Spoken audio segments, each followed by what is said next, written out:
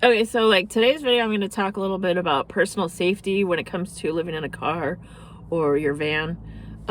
So I'm not talking about getting some bear spray or taking karate classes. I'm talking about basically the personal safety of when you know you're going to be somewhere, maybe be somewhere remote, or, you know, even for me, just living in Seattle, it's a big city.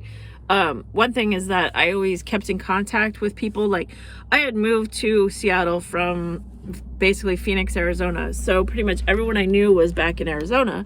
I was new in town to Seattle, so I hadn't really made any friends, didn't really have any family or anything.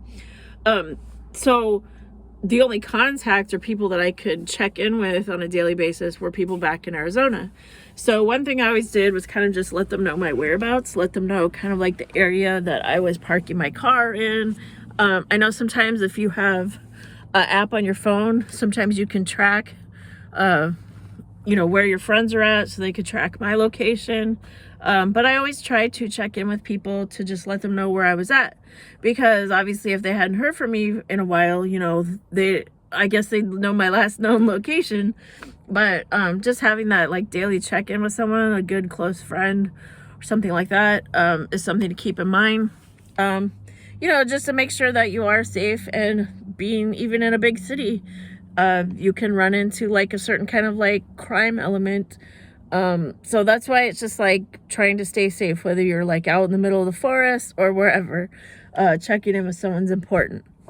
Now I will just talk about personal instance that I had one friend who, you know, obviously I knew back in Arizona. So then I came out to Seattle, and so they seemed like really supportive of everything that I was doing. And then I would explain to them, you know, where I was working, what place I, you know, spent the night at, kind of like the cross streets where I was at.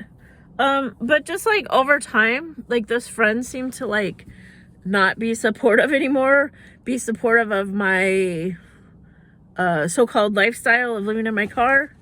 And then they just started saying kind of like some weird things to me, saying like,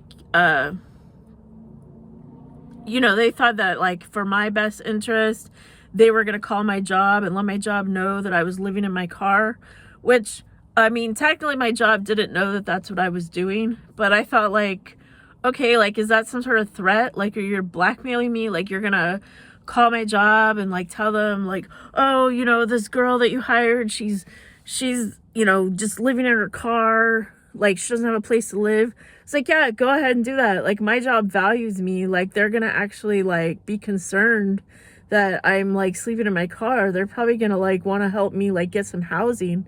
You know, you go ahead and like you do that. You make that threat that you're gonna call my work and tell them all about me living in my car. I was like, you know, if anything, they're gonna go out of their way to like help me out. So whatever, you know, go ahead.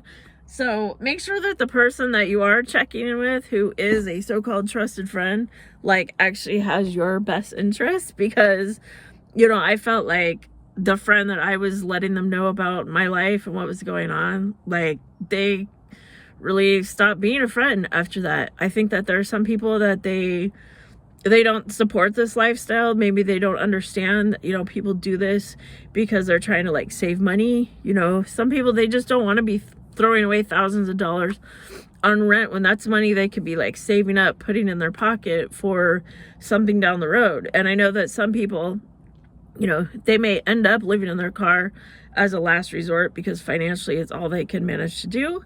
But the thing is, that money that like while you're working and you're earning and you're not spending it on rent, that's money that, you know, you can put down towards a place to live in the future. Or it's money that people, they just enjoy traveling, and maybe they're like saving up to go on a trip to Europe, or who knows. But it's like, I was very much like kind of treated like, you know, you're a crazy person for doing this. It's like, well, then maybe I am. But, you know, I just felt like it was the best financial decision for me to be living in my car and to be saving up money. And so that's just something to think of.